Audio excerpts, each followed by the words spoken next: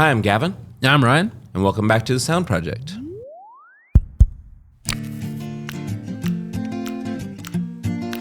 So today we're talking about how to kind of tips and pointers for building a studio in an apartment.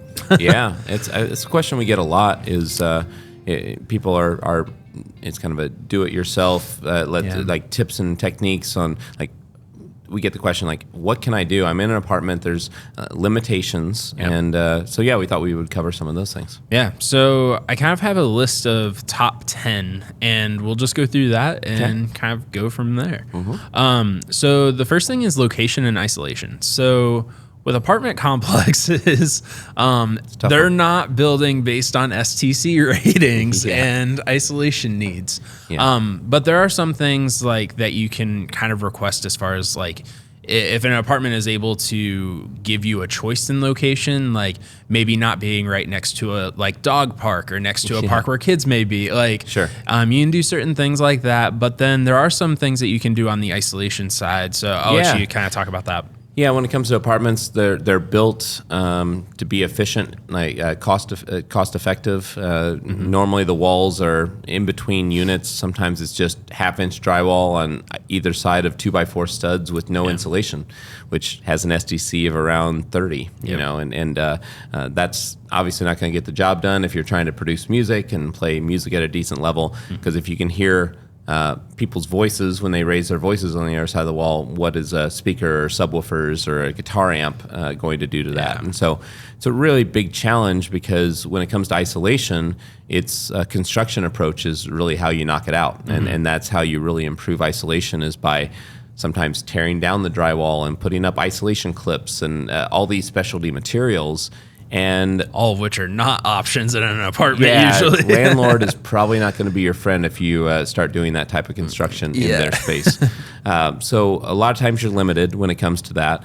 I will say that, like you mentioned, the location is important. Like if you're shopping for apartments, like you're not already in an apartment, the location of where it is within the complex. It's also sometimes nice to look to see if you're near an airport or near train tracks or anything like that.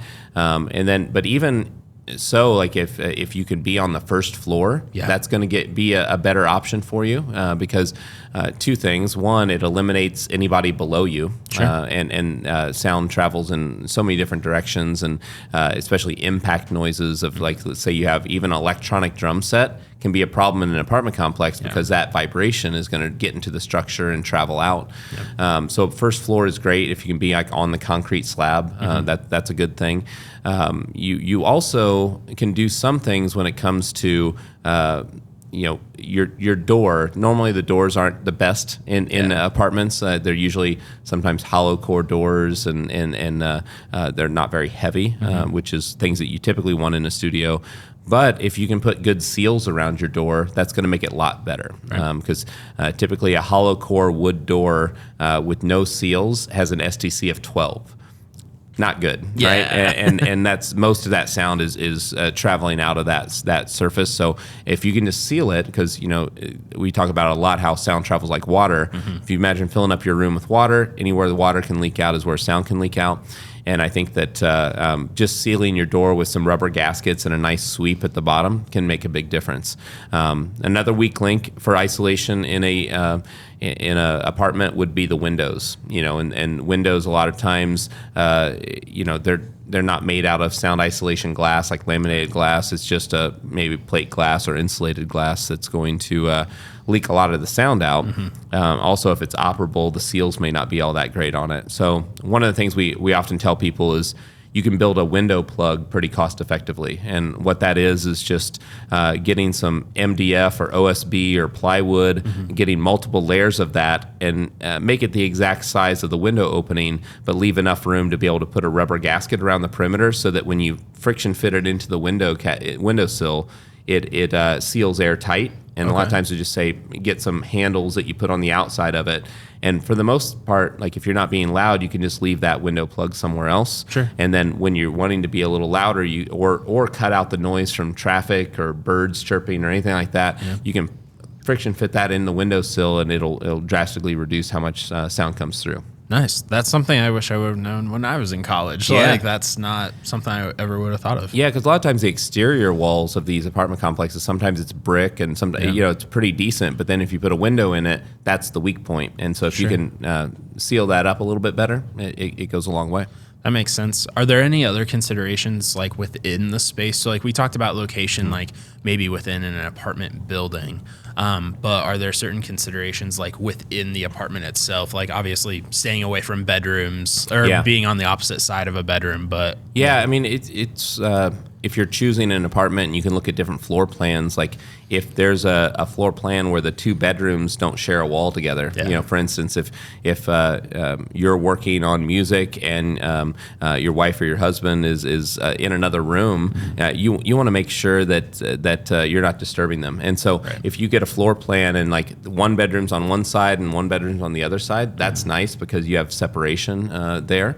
I will also say if you can avoid sharing a wall with a bathroom that someone else might be using while you're tracking, because a lot of times the sound of a toilet flushing or water running down pipes can easily trickle through into your recordings and be picked up by microphones. So I would say any of those things. Like sometimes if there's stairways that are on the other side of the wall of the bedroom, the impact of sound of people walking up stairways in like the common areas of an apartment, that can transfer through really easily. So it's a lot of it is location, because your hands are tied when it comes to, you can't do construction really. I will also say like isolating your amps and subwoofers from the floor can be a big benefit too. And making sure that vibration isn't just getting directly into the structure. And so there's commercially available things like the Orlex Gramma, which helps to isolate amplifiers. It doesn't mean that you can turn it up to 11 like Spinal Tap, but you could maybe turn it up to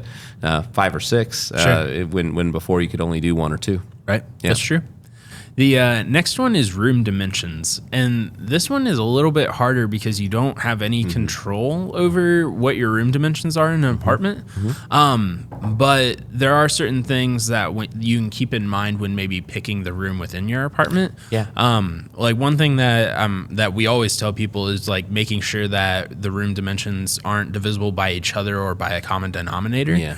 So kind of keeping that golden ratio type thing in mind. I would say because apartments are built in such an efficient manner, normally the dimensions are divisible by 2 or 4 because drywall is sold in sheets of like 4 foot by 8 foot sheets. And so they want to have the least amount of waste when it comes to installing drywall. So it's very common to have bedrooms that are like 8 foot by 12 foot or 10 foot by 12 foot or maybe 12 by 16. It's because they're going to have the least amount of waste when it comes to materials. And that's not great for sound. You know, like it's something where if you can find, I remember this in an apartment, but when my wife and I were getting our first house, we were building it. It was a starter home, but it was like there was one floor plan that had a second bedroom that was 11 by 15 by 8. And I was like, yes. And that ended up being our house. Like that was my studio in that space. But a lot of times you'll see even dimensions, but try to avoid maybe just a box, like a 12 by 12 by 8, because a lot of apartments have 8 foot ceilings. 12 by 12 by 8, you're going to really struggle in a space like that. So at least don't go square, try to make it rectangular, but then if you get lucky and have good dimensions, that's you won the lottery. For that. The next one is monitor placement. Again, like it's not like you can soffit mount, speakers in an apartment. But what tips do we have for that? Yeah, well, one of the first things you want to do with monitor placement, and we have an episode on speaker placement that we'll link in the description, just gives you more tips and techniques for that. But kind of high level, what you want to do is typically you set up along one of the short walls. So you're facing one of the short walls. So if it's a 10 foot by 14 foot wall, you're going to be facing one of the walls that are 10 feet wide. And a lot of times you want to sit at the 38% point. And so what that is, you take the length of the room multiply it by 0.38, and that's how the distance from your ears to the front wall, that's where you should be sitting. And one of the things you want to do is you want to be able to experiment a little bit, because your room is going to react differently depending on where you're sitting and where your speakers are placed. And so you do want an equilateral triangle, so it should be the same distance between the speakers as it is to a point about 1 foot behind your head. So create this equilateral triangle with equal dimensions on each side. And apartment rooms can be strange. Like sometimes usually there's doors in the corners, or there's windows in there, or closets, or different things that you have to avoid. So you want to try to get as symmetrical as possible, so that equal energy is coming from your left and right side. And just spend some time experimenting, because that's free for you to do. Like it takes your time, but it allows you to learn like what spaces sound a little bit better in the room. For sure. The next thing is room treatment. Yeah. So room treatment, there's a lot of things you can do in an apartment. You may not be able to do a lot of custom elements like that we do in a lot of the studios that you see on our channel. However, there's manufacturers that supply off-the-shelf items that you can install in your space. Now, I will say, if you want your damage deposit back when you finish it, how you mount those treatments is really important. I made the mistake actually in one of my first home. I installed a lot of that treatment with like a spray adhesive that I used some Orlex treatments. I was working at Orlex at the time, and removing that was difficult. Like we had to sand down the drywall and repaint it and do all sorts of things to it. So in apartments, a good trick that I recommend, in my first apartment, this is what I did, was I took if you're using, let's say, acoustical foam, instead of using adhesive, we put a Corex backing on the foam. So we glued it to Corex, and Corex is like it's like a corrugated plastic that looks like cardboard, but it's made out of plastic. I mean, anytime that you see someone running for office, that's what the signs are made out of that they put in people's yards. So if you take that Corex and you make it just an inch smaller in each direction, you can put that up against the wall, fold back a corner of the foam, and just put a screw into the wall in each of the top 2 corners, and it'll just hang there like a picture frame, and then you're not damaging the walls any more than you would if you hung a framed picture on the wall. So that's a good tip. I also would say that there's quite a few options that manufacturers offer that are mobile, that they're maybe mounted to mic stands, or mounted on some sort of hardware that has casters. You can wheel it around the room. That's great for an apartment because one, you don't have to mount anything to the walls, and then two, you might want to place it around your mix position while you're mixing, but then when you're tracking vocals, you wheel it in the back and you surround yourself and create like a makeshift vocal booth. And it really gives you some ultimate flexibility in those spaces. And then what about potentially repurposing like furniture for absorption or diffusion? Like I know that there's times where we've used like bookshelves and we just make sure that it's not the exact same size book going across the shelf. I mean, that's a great thing. I mean, most of the time on the back wall of a mixing room, you want diffusion, and a bookshelf is makeshift diffusion for your space. And so that's a great place to put it is on the back wall, and just have books on there, and it's going to scatter sound. It may not be as specific as a diffuser would be, or as a smooth of a pattern, but it gets the job done.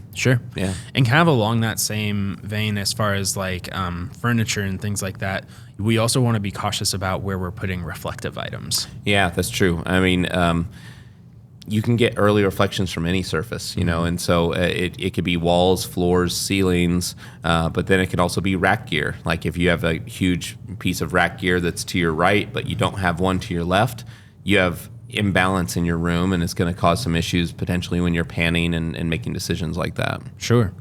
Another item is, so a lot of the studios that we do, they end up having ceiling clouds to also help with early reflections. But in an apartment where a lot of times you're dealing with an 8-foot ceiling, what are is that something we should just totally bail on it, or are there other solutions for that? I mean, I think treating the ceiling is a really important step in making your room sound good. I would say that there are some products out there that are made to be mounted as ceiling clouds, and a lot of times they they terminate to like an eye bolt, and then you can put another eye bolt in the ceiling and just hook them together with like S hooks or any sort of like suspension wire. So I do think that treating the ceiling is a good thing. I know that it is a harder thing to do, and if you really are not trying to put any holes in your walls or ceiling, then it's not something you'll be able to do without trusses of some sort, which you really don't want to mess with in an apartment anyway. So, but I would say if you can mount something on the ceiling, whether that be just mounting your treatment to a piece of plywood or pegboard and then trying to suspend that from the ceiling, it'll go a long way for you. Cool. And then at the beginning of the episode, I did say that we have 10 items, and the next 2 we kind of already touched on. Okay. So like we already talked about windows and doors, about how, being able to seal them off with like a window plug, I think is what you called it. And then like using door sweeps for the doors. Yeah. So I'm going to kind of move on from that one. The second one that we already kind of covered is gear placement. So we talked about how like speaker placement and making sure that speakers are in a good spot. Yeah. But then also like if you have a shorter wall, like a short and a long wall, making sure that you're facing the shorter wall. Yeah. So like, and then the symmetrical portion as well. So we already covered a lot of that. So we didn't go over this list before we started recording. So I like to talk a lot. So it makes sense that I probably covered some of these already. It's okay. Yeah. But yeah, and so one that we haven't really covered is like the use of subwoofers. Like we did talk about trying to decouple it from the floor. But as far as like placement, there's, and a lot of this is covered in our speaker positioning podcast. Like a lot of the items that we discuss in that podcast still apply to it being, even if it's in an apartment. But do you want to give some like brief topics on, all right, if we have a subwoofer, how should we do that? Yeah, honestly, one of the pieces of advice is if you're in an apartment, probably shouldn't have a subwoofer. Like unless you just have really lenient neighbors. Low frequencies are going to travel through these thin apartment walls and ceilings really easily. And so even just a nice pair of monitors is going to travel through. You add a subwoofer where you have these low frequency wavelengths that are even longer and more powerful. It's kind of overkill for that situation. Also, you're most likely dealing with rooms that are pretty small. Like most apartment bedrooms are not very large, and with that, sometimes putting a subwoofer in those spaces can cause more problems than it helps. So, I'm not saying that having a subwoofer is a bad thing, but in an apartment situation, it could cause quite a few problems for you. So. However, if there's windows of opportunity to be able to turn it up a little louder and have a subwoofer in there, and you don't think you're going to disturb people, like maybe during the workday, if your neighbors do not work nights, let's say, you could turn it up a little bit louder with a sub. Sure, and that's something too that if you end up knowing your neighbors to some degree, like even in the professional realm, like we've had some people that lease an area kind of like in a strip mall, and they have a sub, and they were worried about the isolation. And it's like, well, can you just go ask your neighbor? Right. And that ended up saving a lot of money on this one specific project, just because like he was worried about it being a problem, and when he talked to his neighbors, it wasn't. I think talking to your neighbors, I mean, it is something when you talk to your neighbors and say, I have a studio in this room. Definitely tread lightly. It's going to raise some red flags for people, but it also, for some people, would be like, oh, I really appreciate that you're considerate about this, and that you're taking measures in order to not be a disturbance, And so I think it's just good to be respectful for the people around you. Yeah. This other one, so this is the final one, and it's just like practical adjustments. So we've also kind of touched on this a little bit, and this is really just kind of a last piece of advice, but like you mentioned earlier, like experimenting within your room, trying different places for the speakers. If you do have a sub, like doing something like the subwoofer crawl to kind of figure out, all right, how is this going to react in my room? And then we also talked about how sometimes door placements are not ideal. And so it is one of those things, like just experimenting, learning your room, and then knowing how to change that in your mix. But do you have any final like comments on that? One thing I was just thinking about is that if you're in a bedroom, most likely there's a closet in there. And if you fill it with coats or sweaters or things like that, it can literally be absorption for your room. Sure. Like if you leave the doors open, like sometimes people will place their microphone facing that so that when you're singing, it's going to hit clothing and soft surfaces. And so it's just a way to get a little bit more absorption out of your room. Having a couch in there, or it's literally a bedroom. A lot of times people have mattresses, right. and that's going to add some absorption to the room too. So, I've also seen people hang moving blankets or just makeshift treatments here and there. I mean, there's really no. Of course, you see these studio tours on our channel, and it's like everything's pristine and everything is like well thought out, and that's awesome if you have the means to do that. But if you don't, and you're just kind of it's a do-it-yourself situation, you're just trying to make incremental improvements, like. There's a lot of things you can do in a apartment bedroom that could make it sound better. For sure. Well, that pretty much covers like our top 10 items as far as, hey, if I'm going to build a studio in an apartment, like these are some pointers. Yeah. But that being said, like there could be things that we didn't think of. So True. Yeah. I mean, I would say that if you've put a studio in a apartment before and you've struggled with certain things, maybe we covered it or maybe we didn't, but please comment below. And would love to hear your experience and ways that we could help others in the future. But really appreciate you being a part of the S.O.U.N.D project, and we'll see you next week.